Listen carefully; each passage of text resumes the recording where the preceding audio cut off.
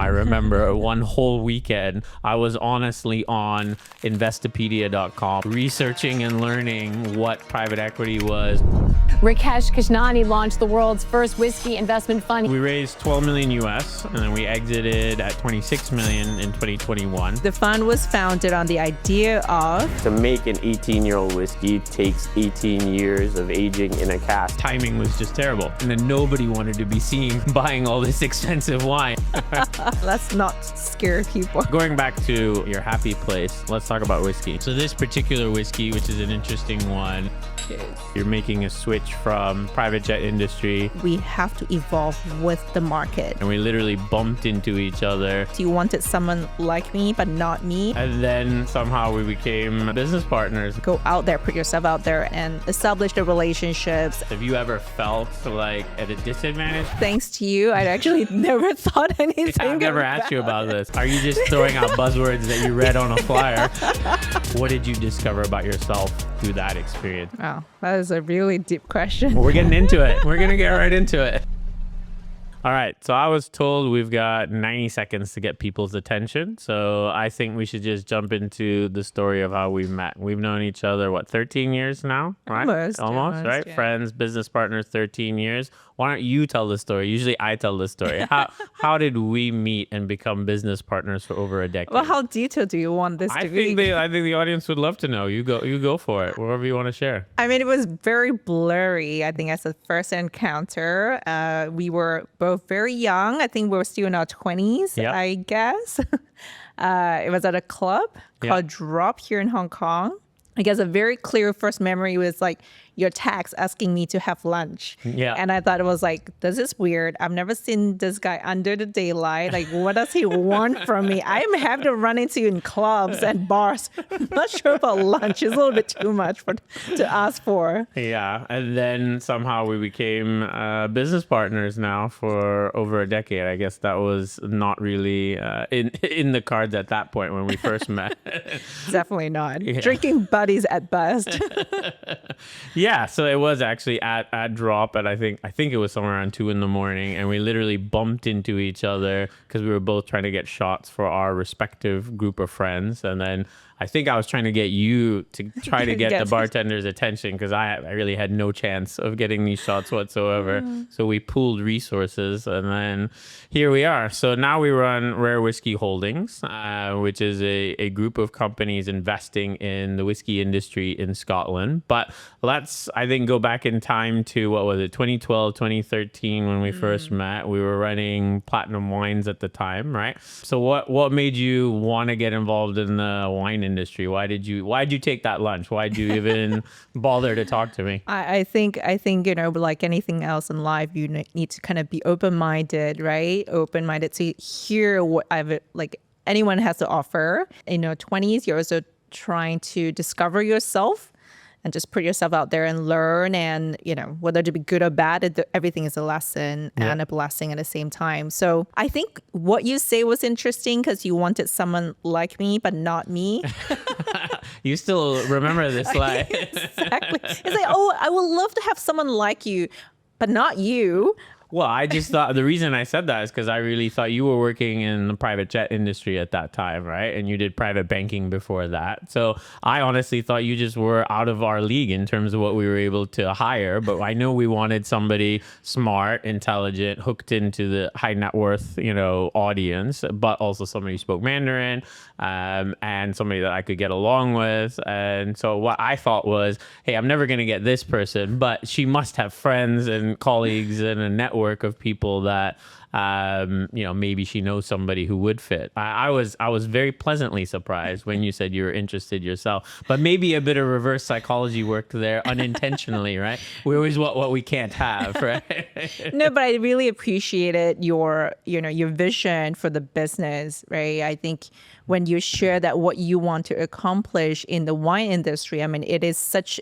I think at that time, there were so many wine merchants in Hong Kong, but I thought you were very different and you wanted something that is tailor-made to the clientele and really have the service mindset behind still selling wine. So I Yeah, really too bad it appreciated didn't that. work, but it was a good idea. And there's definitely been quite a few things we've tried that have definitely not worked. I remember back then we were working on these Bordeaux trips, right? Oh, These yeah. big buying trips. This was like 2012, 2013. We're like, we're going to get super high net worth, mostly mainland Chinese.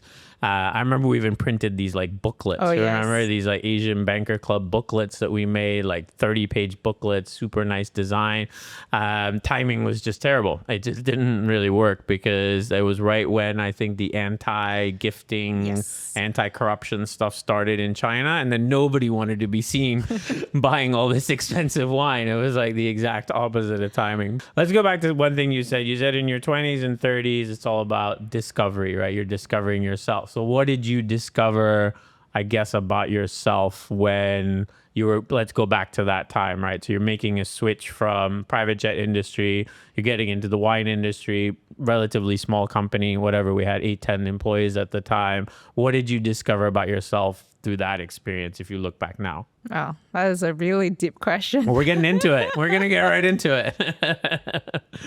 I think at that time, I mean, from a self-discovery, part of the journey was about finding out my self-worth. Okay. You know, what can I contribute really to the society, right? Like the big banks, working for Citibank really didn't tick the box. It's just like, I'm just a number of an employees of a big bank or a giant, Yeah. right? So I wanted to make an impact, whatever that means, right? So really experimenting different part of, the value that I could bring to the team was something that I wanted to see, in a smaller company. Yeah. With my Interesting. network in China, like, is it something that I could do? It's like one of those moments where you need to find out, like, do you want to work on things you're not good at and try to be better at that, or really putting your efforts in building, adding values, just things that you already are good at. Are you saying like things that you're already good at, you can get better doing those in Yes. big companies? But is entrepreneurship or smaller companies the only way to kind of really test what you're saying in terms of being able to grow and doing things you really don't know? I mean, look, I've only ever been an entrepreneur, right? So I don't really know what it's like to work for a big company. I came very close back in, I think, 2003 it was, to working for Cadbury Schweppes. So okay. yeah, I don't even know if you know this. Nope. So this was like 2003. I got introduced to this. Anyway, it doesn't matter. But I got offered a job as assistant brand manager at Cadbury Schweppes in New Jersey. Right, super cool, New Jersey. And I remember they laid out this 5-year path to becoming brand manager. Right, and basically you had a very, very clear path where you did this, then you did that. You had to move categories. You had to do a food, then you had to do a drink. And it was so structured and so boring that, I really just had no interest in that whatsoever. And it was mostly at that time, this is like 20 years ago, it was a glorified PowerPoint creator role where you were the brand manager in between supply and pricing and like all the other people, and you had to kind of bring it together. So for me, like super early on, I was actually turned off by that path, and I went straight into entrepreneurship, and worked on a tech company, as you know, for a while, and then kind of got here, and then we ended up doing wine, and now we're doing whiskey. Where do you think people can, because I think your story, the one you're saying, okay, Citibank wasn't for me.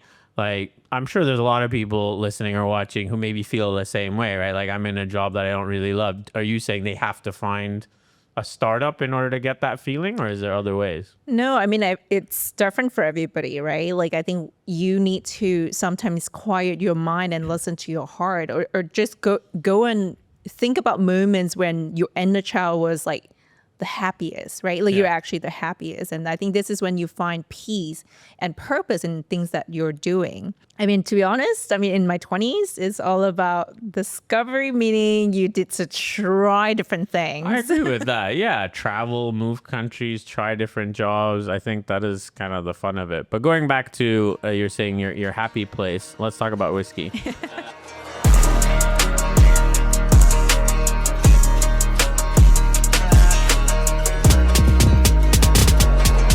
I don't think it's an accident I ended up in the alcohol or whiskey industry. I definitely wasn't drinking whiskey back in college, but definitely enjoyed a drink. So firstly, Solange, and then we'll talk a little bit about. So this particular whiskey, which is an interesting one and a special one for us, this one commemorates the Platinum Whiskey Fund, the private equity fund that we ran together for 7 years. So this is a 21-year-old Macallan. It was distilled back in the 1970s, bottled sometime in the 1990s. And I chose this whiskey for us to drink, of course, because we gave a bottle of this to every investor in the fund, and obviously we took one each ourselves. So for me, this whiskey always represents our success and our learnings from running that fund, right? And it wasn't long actually after you joined Platinum Wines that we kind of evolved, maybe a few months until we kind of moved into working on the fund. Right. Yeah. Okay. So yeah, it was only 2 months in. I said, right, what we hired you for, we're not doing that anymore. Let's do something totally different. Right? And then I think that relationship continues, right? I think it's still what we're doing. I'm doing you to you today. Yeah. How about we do this instead? Yeah. So for anyone who doesn't know, why don't you say a little bit about what the fund was? So the fund was founded on the idea of cornering old and rare single malt whiskey, whether it be bottles or casks, and then hold it. Then at the very opportunistic time, we'll then sell it. And then our exit channels includes private individuals, other funds, and collectors around the world. Yeah, so we raised 12 million US back in 2014-15, and then we exited at 26 million in 2021. That's just the high level stats of what happened. And from that perspective, it all sounds great. But let's go a little bit deeper, because I think you and I know it was definitely not an easy road.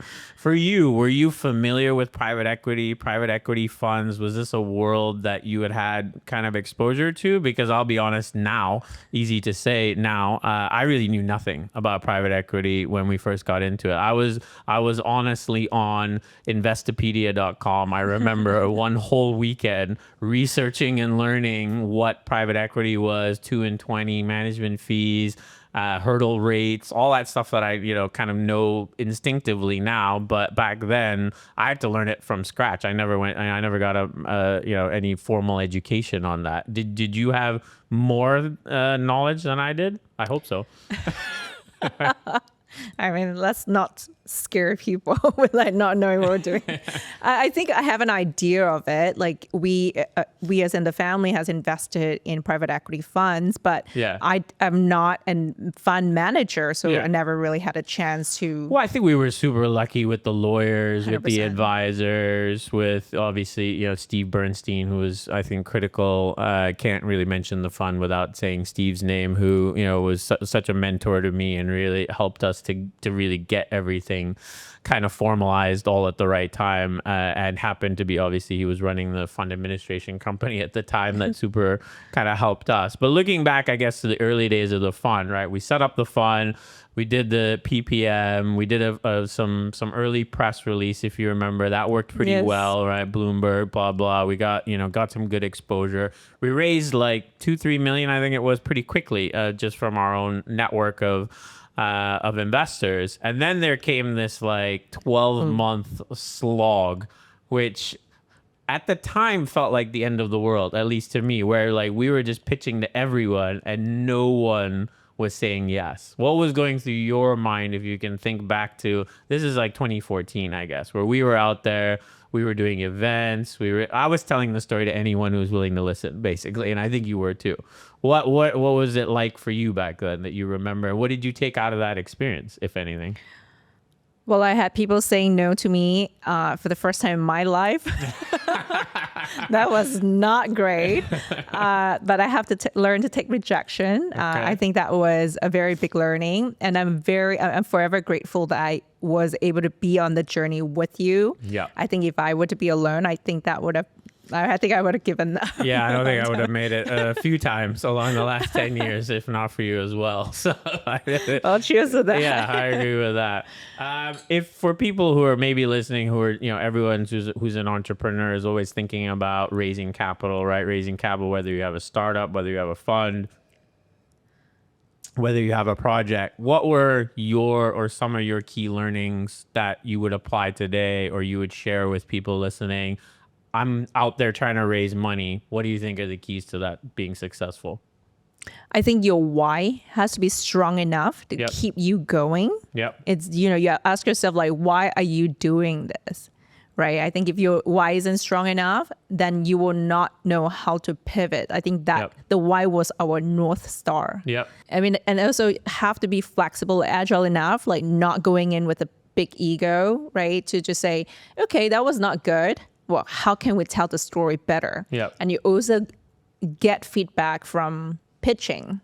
So I think, you and I evolve, right? Oh, I don't know how many definitely. versions Yeah. of deck, of pitches. I Yeah. think, that was, also the beauty of the journey is that not that you know it all, is that you are happy to learn along the way. Yeah, I agree with that. I think you have to be clear what you're trying to ask for, the why, as you Yes. said, and you have to ask for it. I think a lot of times yeah. I see a lot of pitch books. I think you get a lot of stuff kind of from all over the world now, I'm sure, with all the different ventures that you have outside of whiskey, and we'll talk about that later. But I find one of the most annoying things in like anytime I get information that there's not a clear like first slide of how much are you trying to raise, what's the valuation you're trying to raise, and what are you trying to do.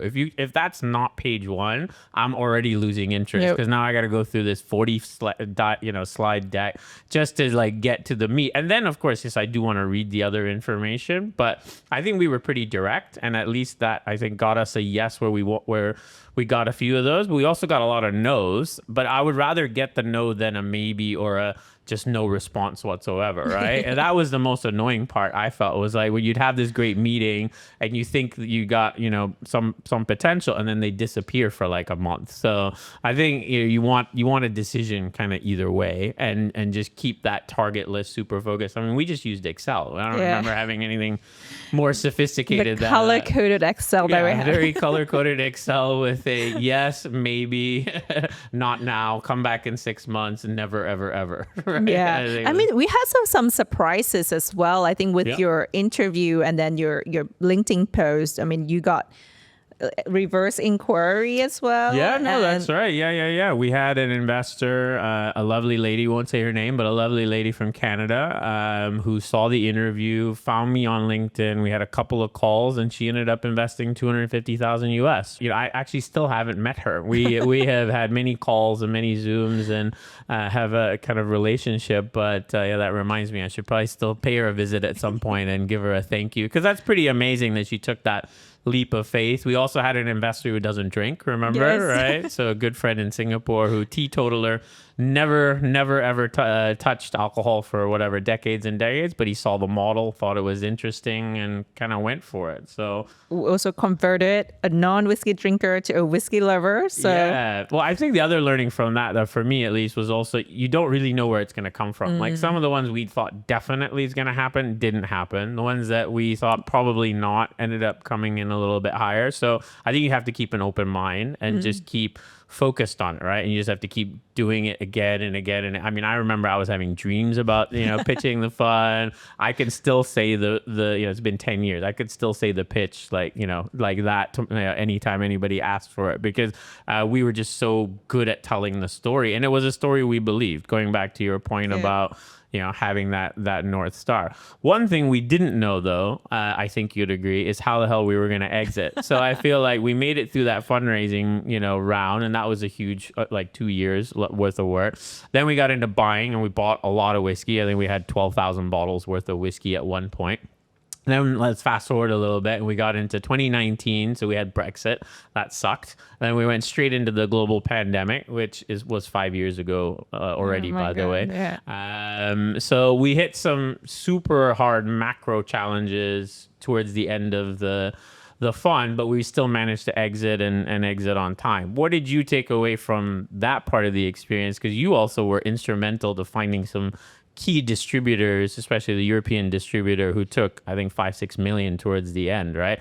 What was your experience kind of going through those few years of the fund where we had to exit and we wanted to exit? I think there are a few key takeaways. The first thing is if we were to do another fund, Yeah. Teaser We alert. must- Teaser alert. we must think about the exit first. Yeah. I think, the exit channels, yes, it will change and evolve, but we must have a clear exit channels to begin with. Yeah. I think, the first learning was that.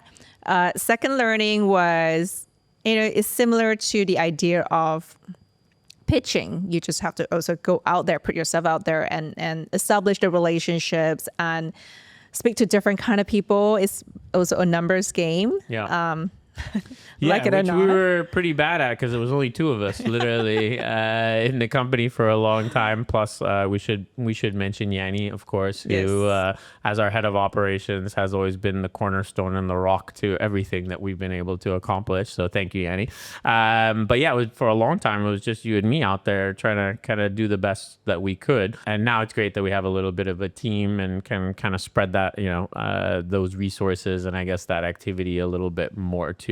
But for me, I think a lot of the exit, I agree. It was about finding the exit channels earlier. And I think that's really what evolved into what Rare Whisky Holdings is today, right? So we have investments in Whiskey Hammer, an auction house, Still Spirit, an e-commerce website for whiskey, the warehouse. We have our own casks, Halcyon.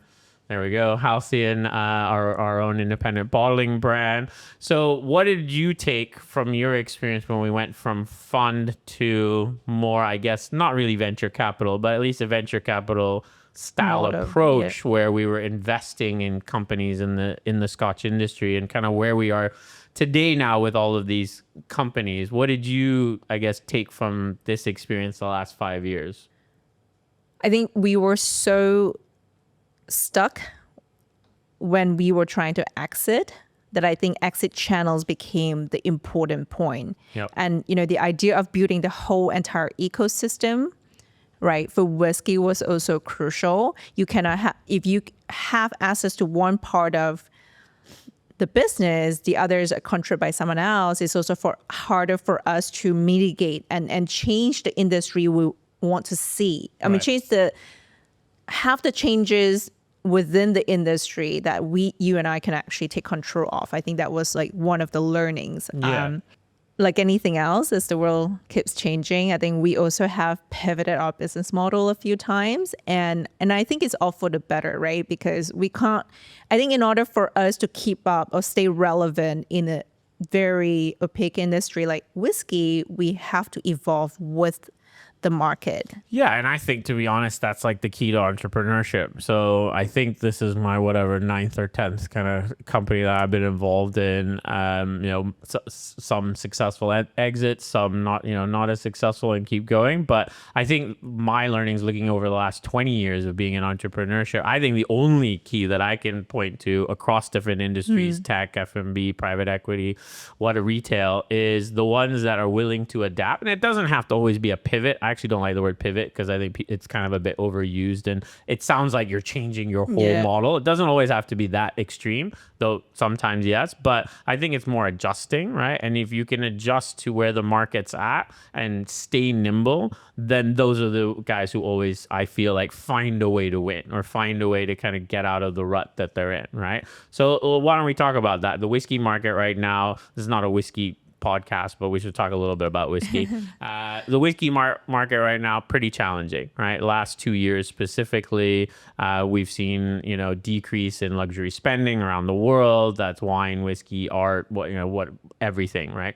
Outside of gold and I guess crypto, most things have had a, rocky side to things. What's your view of the whiskey market right now? I know a lot of people send me articles like, everybody's not drinking. Nobody's drinking. The young people aren't drinking. What's your view when you hear stuff like that, or when you're out there talking to people about what's going on in the whiskey market right now? I think like anything else, whiskey is also a very cyclical market. When the market is down, I mean, it is a buyer's market, right? Like if you're looking at it from the angle, I would say even just 3 years ago, everything was so overpriced. Now you're really getting good like value for money, bottles or casks. So from a buyer perspective, I think it is a great market right now to buy things at a very good value. Yeah. But if you're saying, the people are not drinking, I think it really goes back down to the fundamental, right? Like, will the distilleries make enough whiskey to supply 20, 30 years down the line, right? I mean, Yeah. as we know, whiskey is not something that you could have turned overnight. You do need time. I think the fundamental of the business model have not changed since the 1700, right? I mean, it's like you want to call this a whiskey, you have to wait 3 years for this to be popularly called Yeah. Scotch whiskey. And 21 years for this really, I still think, amazing, sherry, beautiful. Exactly. And one thing that money cannot buy is going back in time. Not yet, anyway. AI is going pretty fast, but they haven't invented the time machine yet. So I think, and there have been a lot of technologies trying to speed up the pace of whiskey. I haven't really found anything that kind of works. I'm happy to be kind of proven wrong. There's obviously a lot of whiskey now being made in every corner of the world, right? Like India's making whiskeys, Thailand's making whiskey, Hong Kong, I think, makes whiskey now. We have a bottle of it next door. We'll try it later tonight. So you can basically make whiskey anywhere, but you can't make aged whiskey anywhere because of the humidity, temperature, kind of all these other factors. Japan, I guess, is kind of the only place where they've done it well. You know the China market quite well, right? You've been traveling there quite often. What's going on with whiskey in China from your perspective? There is that domestic production and domestic demand from within China. And I think you and I actually tried some of the whiskey. Yeah. Was it last year? We were in Shenzhen. Yeah, it was last year. Shenzhen and Guangzhou. We tried some Chinese whiskey. I was not that impressed personally. I thought it was interesting though. What I was surprised by, I guess, was how varied the taste was. Like they were making out of what was it, rice wine? Yeah. It wasn't like a single. I guess when I say I wasn't impressed, I shouldn't say it that way. I should say it was just very different in the sense like they weren't trying to make 21-year-old single malt whiskey. That's not what they're attempting, but they are doing a lot of different things, right? Yeah, and I think it is unique to China because of China as a country has many different provinces, and different provinces have different cuisines. Yeah. And some will pair better with the local cuisine like versus other. And what I appreciate about what the Chinese whiskey makers are doing is, to your point, they're not trying to be Scotch whiskey. Yeah. They are trying to produce Chinese whiskey. So I think that is a very unique point. And, talking about aging, some distilleries are situated in the south. They're most likely not going to be able to make 21, 30-year-old whiskey. No, the weather just doesn't allow the aging. Yeah. Correct. So I think for a different place, some of them are just targeting the mass market, hoping more whiskey drinkers will come into the market. Yeah. And some are playing the higher end market as well. So it is a big market. By the end of the day, there's only 6 to 7% of the population that drink whiskey or appreciate whiskey at this moment. We're also hoping that the numbers will go up. Yeah, I mean, I still think China's at the very, very, very beginning of really understanding and getting into whiskey, right? I think we kind of, I don't know the exact numbers, but it's only a few of the people that drink alcohol in China. We're talking about single digits in terms of the people who drink whiskey, right? It's still mostly Mao Tai, it's still obviously beer, but yeah, whiskey is still a very tiny. But interestingly, and I want to get your perspective on this, when we were in Shenzhen last year and we went out to a couple of the not really clubs but more like bars, we saw groups of women, I would guess maybe in their 20s, sitting around, bottle in the middle, ganbei, enjoying whiskey. And you don't see that quite as much in other parts of the world. Why is that happening in China? And why hasn't it happened anywhere else? And is that a trend you think that we're going to see more of? I think in China, I don't know. I don't have the exact number with me now. Yeah. I remember reading this, and this was about a decade ago. The pay difference between men and women in China, the gap is a lot lesser compared to our counterparts in North America. Oh, that's interesting. I didn't know that. So, women have more spending power.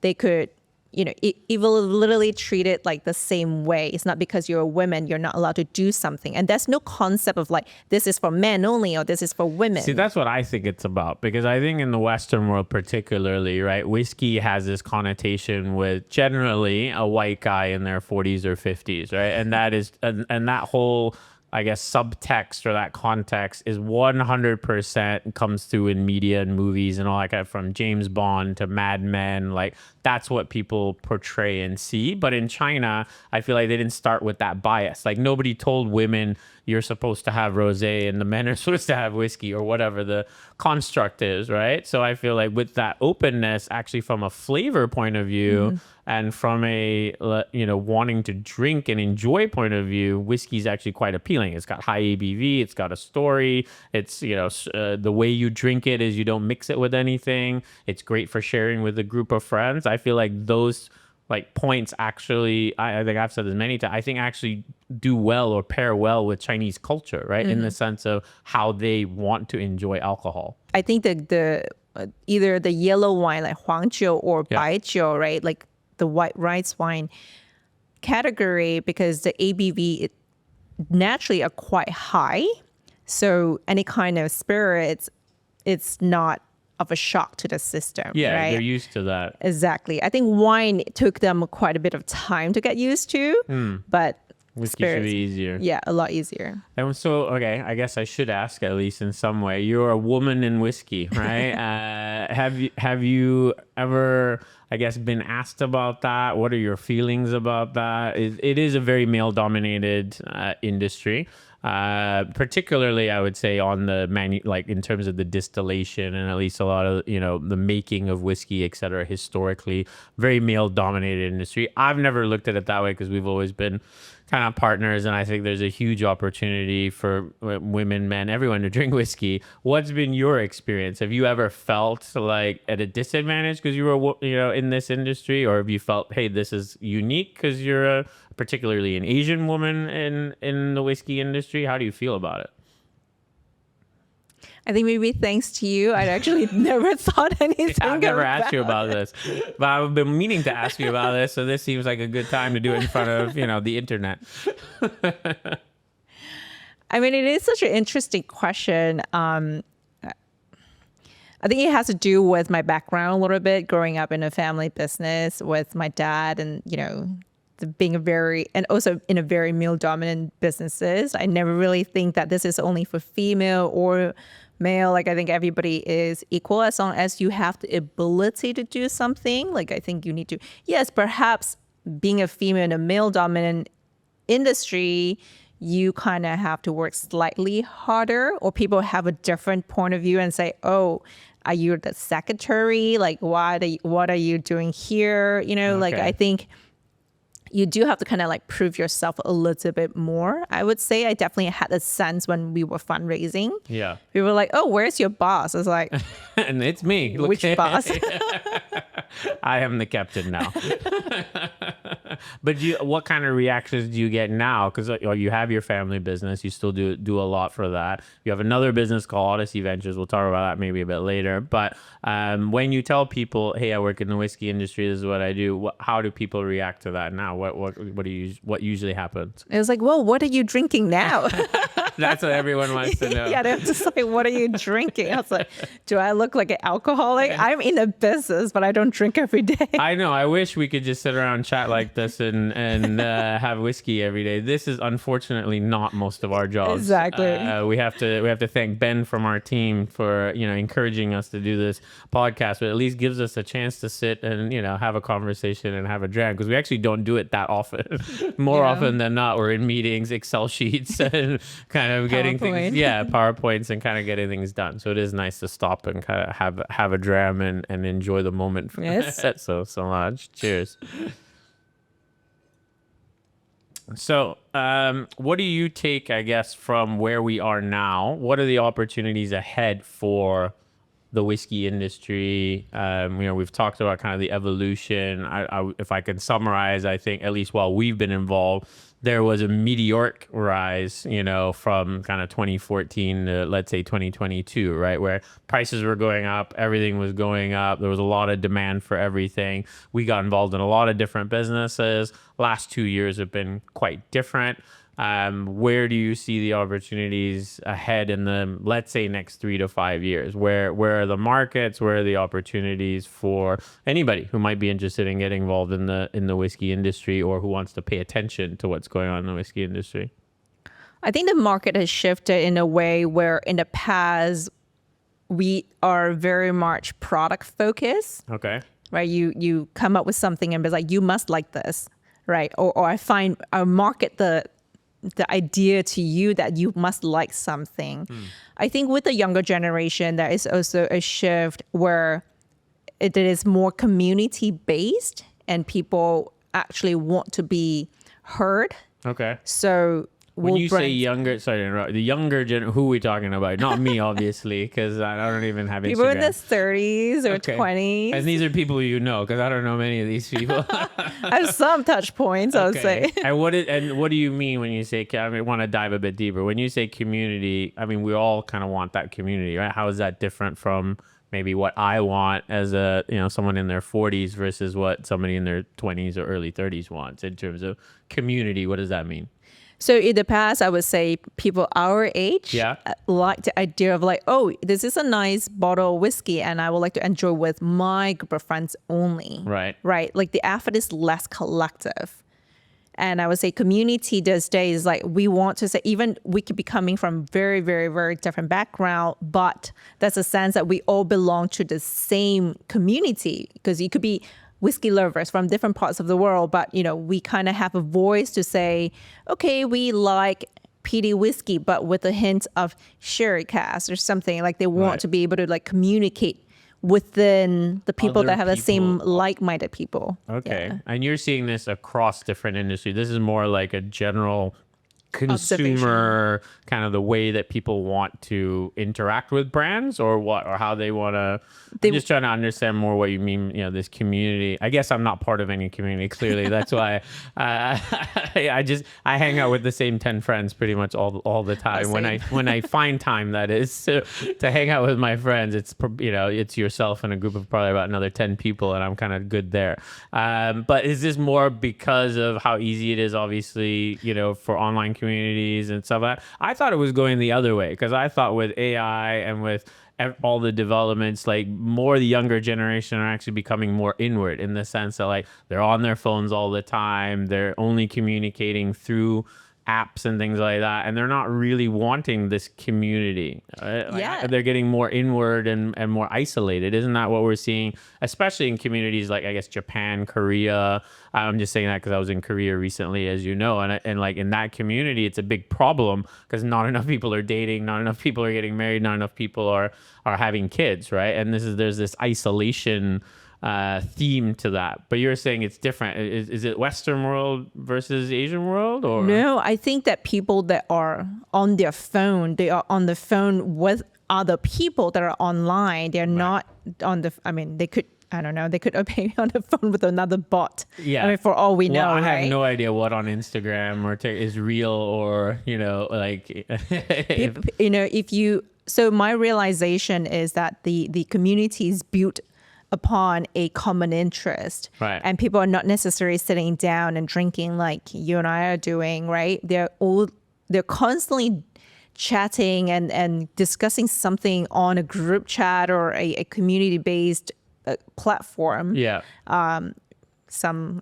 That I'm not involved in, but Discord is a big one, right? Yeah, Discord's obviously, I think more for, and I'm not involved either, but more for kind of crypto and Web3 and all that kind of stuff. But it's very, very active community, right? 100%. But I think you're thinking more also like TikTok and like some of the Snapchat, whatever, some of the bigger. But aren't those really not about community at the end of the day? Like, isn't TikTok and Snapchat all about just showing the world that, what I ate for breakfast is the best breakfast breakfast in the world, and I can do this dance and all of that. Is that really community? But it's all the comments that are coming in, right? Yeah. Like, why do you think people are chiming in? They want to have a belonging that, okay, I approve, I disapprove, like I'm part of this community, like I'm the cool, the health conscious club, or I'm like, don't care about the health anything. stuff is a bit too much. Everyone is somehow now like a health expert. But okay, we'll try. This is our first episode. We have no idea if we get 5 listens. That'd be great. But if you're one of those 5 listeners, you want to leave us a comment, a question, we'd like that, right? So it'd be good to engage and start to engage with our own community and keep improving. Yeah, this is podcast number 1. I also have a bit of a truth to tell, which is that I don't really listen to podcasts. I tried a few times. I don't know. I'm not really into it. So I'll be quite surprised if this works, to be honest. But let's see if we can do something hopefully a little bit interesting. And yeah, try to go down that road. Okay, so we're a whiskey company. We want to reach this next generation. What's the key to that then? You're saying community. How do we do that? What do we have to do there? What are the keys to reaching this younger audience? And do they even want to know about alcohol? I think some do. I think the twist is not about alcohol, it's the storytelling part, right? Right. I think it's how do we engage them? Everybody wants to be engaged in some form, right? How do we make it cool enough for people, for the younger generations or next generations to engage? I think that is where we're trying to get to. Yeah, storytelling always the key, right? But I mean, that's kind of humanity. We're storytellers, right? Before we had the internet, there was a time where we didn't have the internet. There were generations where history was only passed through storytelling, right? From one generation kind of down to the next. So I agree with that. It is all about storytelling. What do you think the story here is about Scotch whiskey? If you were going to talk to me about the story of Scotch whiskey, what is it that appealed to you? We've been to Scotland, at least a dozen times now, right? Together, right? What is it about Scotland that appeals to you? The nature and how everything has an ecosystem to be more sustainable. Are you just throwing out buzzwords that you read on a flyer? Have you actually been to Scotland? Because that sounded like a very nice. Do you work for the eco-sustainable tourism chapter? This is where I'm coming in from, right? Like me, I love the history, right? Like the richness and the craftsmanship. Are we talking Braveheart history, like freedom? 100%. I love that kind of like texture and context. But with the younger generation, I don't think we want to hear the same story anymore. That's my take, right? Because like sometimes I will share something with, college students. It's like, oh, this is really cool because it's started in 1700s and the press and this and, why it came so important and how whiskey distillery was actually illegal back then, right? Yeah, those were like cool stories, but it doesn't hit. It's not appealing, you don't think? No. Why is that? Why they just don't care? They just couldn't care less. They were like, well, what is it in the future for me? Right. Okay. So you have to like how am I involved? How are you engaging me? I was like, okay. How do we think about that? Yeah, interesting. Well, that's a challenge, I think, to any brand out there, is always to be thinking about how you're going to engage that next generation of customers, right? It doesn't matter kind of what you're selling. But I agree with you. I think the stories are pretty cool. I don't know if this story is true or not, but I think there's some truth to it, which is generally how these things become tales. But my understanding is somewhere around the 17 or 1800s or before that, it was mostly illegal distilling, and it was mostly people who were just drinking spirit. So it was like this color, not this color.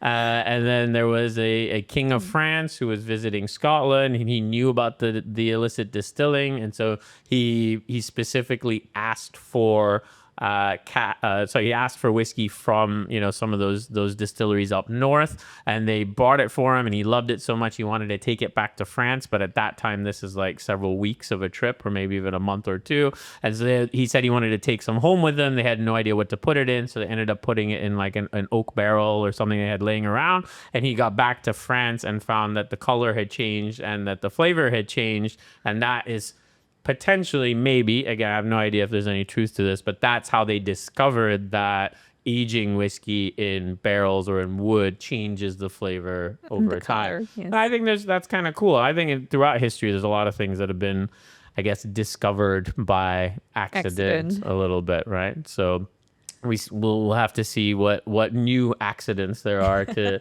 discover as this moves forward, right? Yep, agree. So moving forward, you're involved in a lot of different things, which is I think pretty amazing. We have the whiskey business. You have several businesses with your family that you're involved in. And one of the other businesses that you have that you started, I think with a partner as well, is called Audacy Ventures. Tell us a little bit more about how long has it been around? What is Audacy Ventures? Because it ties into your eco-sustainable tourism ad you just did 3 minutes ago. So that's a good tie-in. I think I do believe that we have to be a little bit more responsible with the resources that we're given. Yep. So it started with an initiative from the family. Since we're in forestry and manufacturing, we have a lot of waste. Right. And how do we be better? The waste. What can we do with the waste that are there? So in the past, we actually just burn them, and then that generate energy and run the factory that we have. So fast forward, we're looking at different solutions to our own problem that we have. Okay. So fast forward. So when was that? Like what 2019. Okay. 1819. That's the beginning of it. Okay. We were probably one of the earlier investors that believe in the solar power. So in 2013, we started investing in this company called Canadian Solar. All right. That was listed in the US, and we exited fully in 2017. Not in Canada. They weren't proud enough to list It's in actually Canada. founded by a Chinese guy. Oh, a Chinese guy, of course, founded Canadian Solar and listed in the US. Love it. Yep. The typical story. Yeah. And then fast forward, since we have made that initial investment and exited with a profit, we started venturing in further in this particular vertical, finding solutions that generate powers and more sustainably and also more cost effective. Those were the key points that we're after, right? So one investment or another, we ended up investing in 13 portfolio companies. It's a lot. Yes. And Mostly hence, where? Asia or where are they? so 50% here in Asia Pacific, Okay. and then 50% in North America and Europe.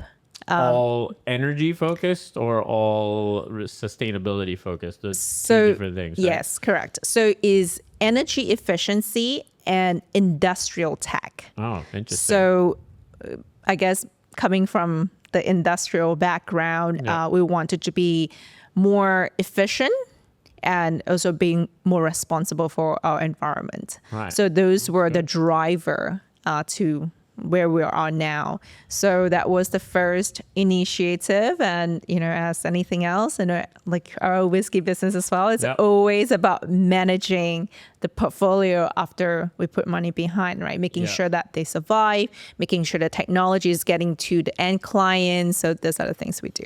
Yeah, well, great. Congratulations. Thank you. It sounds pretty amazing. And I guess, how is the pace of technology helping you do what you want to do? I mean, are there solutions now to things that there weren't 5 years ago? Is there an example you can give me? What can be done today that couldn't be done 5 years ago, that you're involved in somehow that's helping the environment or helping the world?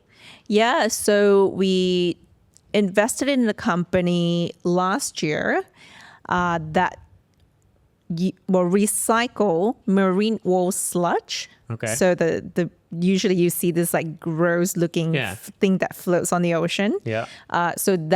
So like 5 years ago, Is that stuff like the stuff that comes out of like the container ships and all that. Yes, correct. Because you see like this brown Exactly. stuff coming out of the end of the container ship. And you're like, that's definitely not good. That's really bad for all the marine life. it looks Also terrible. bad for us, right? It's also cruise ships are terrible. aren't Correct. they? Yeah. Very good. Yeah. So those are the things that that what they call the sludge from the cruise ship and container ships. So 5 years ago, a lot of authorities would say, okay, you can't really dispose that anymore. You have to like bring it back to a waste management company to treat them. Right. So the waste company was like, well, what do I do with this? I can't do anything. So they just burn them, which is terrible. Better process anyway. Just kicking the can up, I guess, Yes, in terms exactly. of into the environment instead of the sea, but just as bad Correct. or worse. Yeah. So fast forward. What can technology do now? So we invested in a company that's based in Spain, and they actually turned this sludge into new marine fuel cells.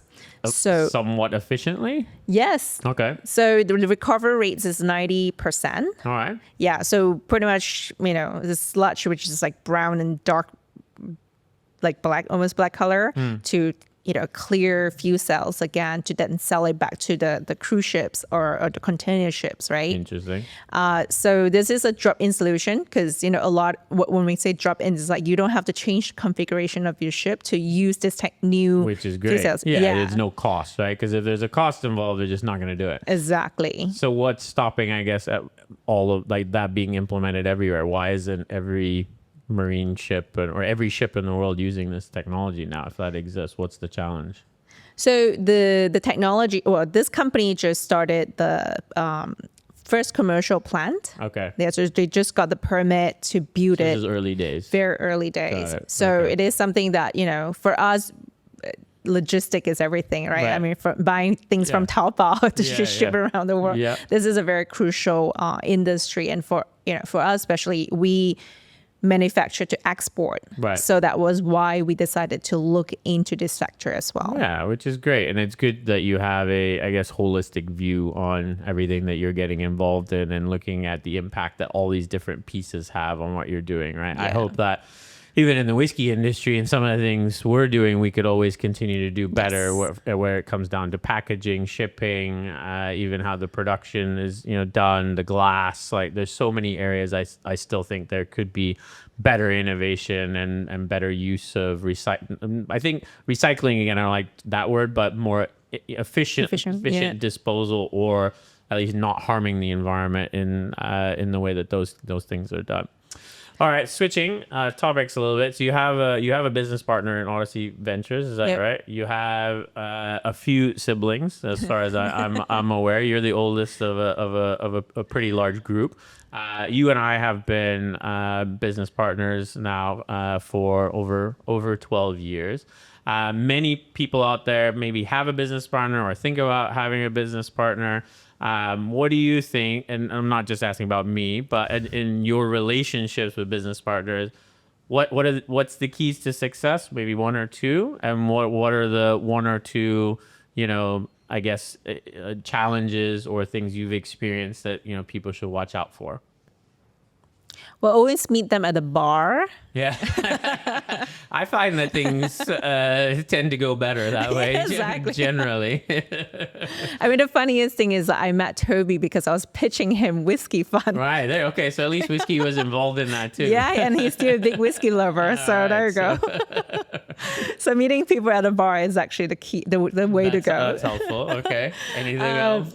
No, I think it is down to any relationships, right? Including marriage. It's about communication, holding space for each other. We're going to go through different challenges or we're going to have to, there are going to be ups and downs in our personal life as well. And just be understanding, right? I think maybe because I have a lot of siblings, and actually I've always loved to work in a pack and not by myself. Yeah, that's true. So I always find it very comforting to have somebody. And I think it is important to choose your business partner because you're technically married to them at work, right? So will you be fighting sometimes because you have different opinions? Absolutely. Yeah, we've had ups and downs over the years. But it's never personal, right? Like you want the best for the business, right? Even if you encounter a point where you're like, I don't see eye to eye, let's talk it out. Yeah. If sometimes it takes times and be okay with that time and hold space for each other. So things get emotional, but Yeah, I think something key you said, there's whole space for each other. So I would agree with that. I think we don't know what the other person is going through until you ask, until you sit down. I think sometimes texting, which is generally what we do, or at best voice notes, sometimes can easily get misconstrued or information left out. I know we had that happen last year, right? Where it was just some miscommunication over things, the way things were communicated. So wherever possible, sit down, talk it out, if you can face to face, or at least over Zoom or whatever, right? Because I think holding that space, and I guess if I can add to that, holding judgment, until you've heard the story. Don't go in with this person is wrong because of this and this person is right because of this, but be open-minded to like, okay, look, we have this clearly disagreement. Let me hear that side of the coin or that side of view before making that judgment. And how can we, and again, at the end of the day, how can we, try to achieve what we're trying to achieve together, right? Yeah. At the end of the day, that's always what, is bringing people together. So. And make no assumption. Don't ever make assumptions. Yes, absolutely. Well, as always, the whiskey's never done. Mine is almost, but and the conversation's never finished. So I would love to continue this, of course, but I think we've come to a good ending place. And thank you so much for the time and for being my business partner and friend for over 12 years, which I appreciate. Thank you so much. This is our first episode, so it's the first time we're doing this, but we are going to start this tradition where we have every single guest sign their name on a glass, and we're going to keep it up here as a memento of every single episode that we record. So if you don't mind, please sign your name on the glass. And on the glass itself, nice and big. And then we will have, and this officially marks the first episode, if that works. And if it doesn't, then we're going to have to do that again. Oh my God, it doesn't work. Nope. Okay, should have tested that. So the first ever Whisky Unfinished episode. Oh, now you have a special. There we go. Cheers, Solange. Cheers.